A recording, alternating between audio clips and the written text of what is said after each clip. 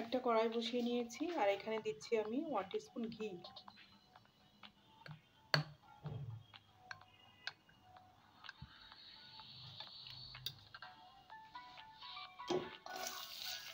এর মধ্যে দিয়ে দিলাম কিছু কাজু আর কিশমিশ।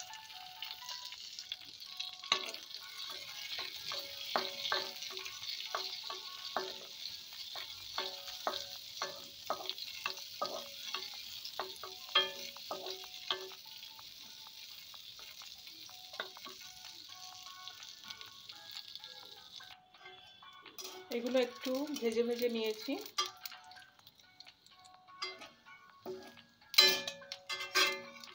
এবার এগুলোকে আমি তুলে নেব।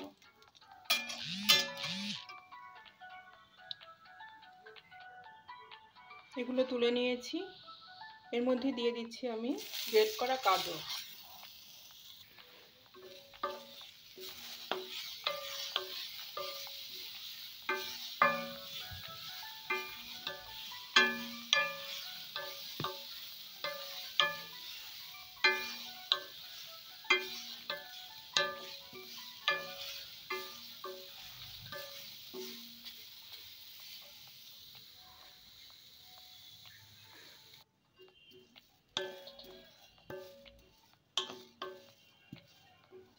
এটা একটু নেড়ে চেড়ে নিলাম। এবার এগুলোকে আমি তুলে নেব।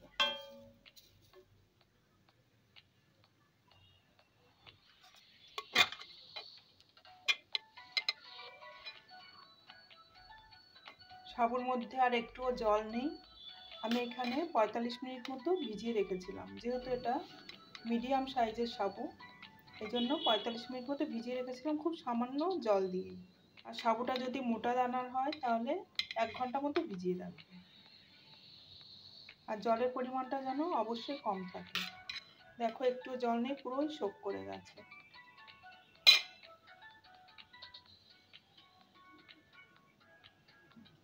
কড়াই থেকে গাজরটা তুলে নিয়েছি।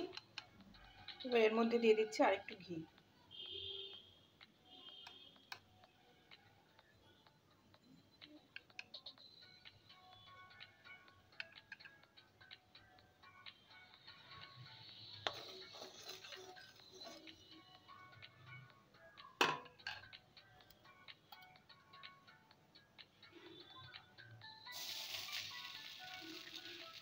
এবার এর মধ্যে আমি সাবুটা দিয়ে দিলাম।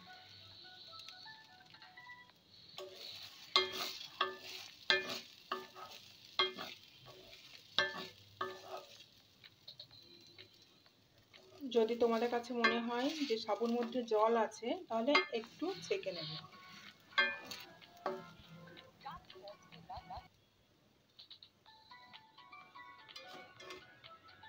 আমি এটাকে 2-3 মিনিট মতো নেড়ে চেড়ে নিয়েছি আর ফ্লেমটা কিন্তু একদম লোতে রেখেছি। এবার আমি এটাকে তুলে নেব।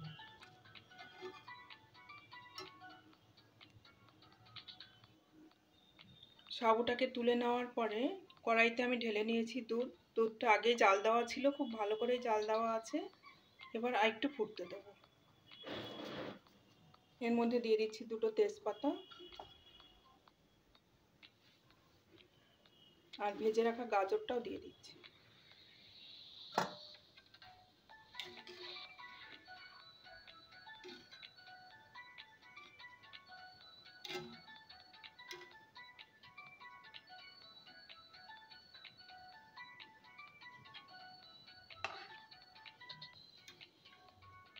এখানে গাজরটা নরম হয়ে গেছে। এবার আমি এর মধ্যে দিচ্ছি খুব সামান্য একটু নুন। যেহেতু এটা উপোসের কথা মাথায় রেখে দিচ্ছি, আমি এখানে একটু সন্ধব লবণ দিলাম।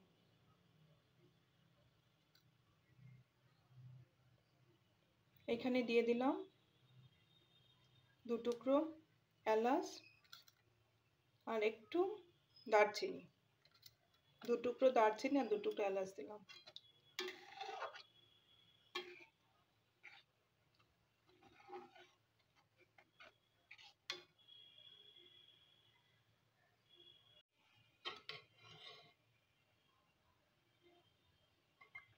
এবার এর মধ্যে আমি সাবুটা দিয়ে দিচ্ছি।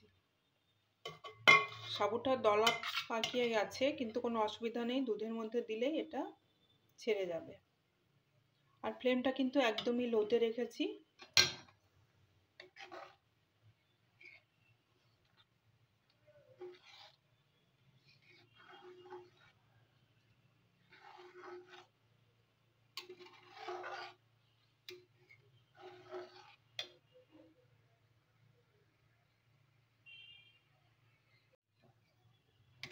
আমি এটাকে 5 মিনিট মতো একটু ফুটিয়ে নিয়েছি।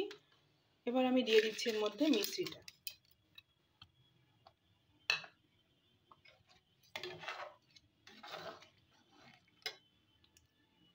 আর দিয়ে দিচ্ছি একটু খেজুরের গুড়।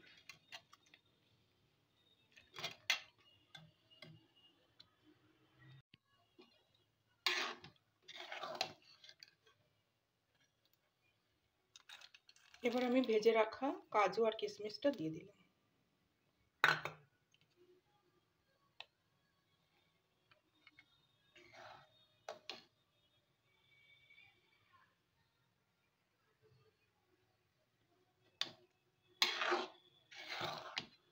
এবার এটাকে আমি নাবিয়ে ফেলবো। এটা হয়ে গেছে, নাবিয়ে নেব।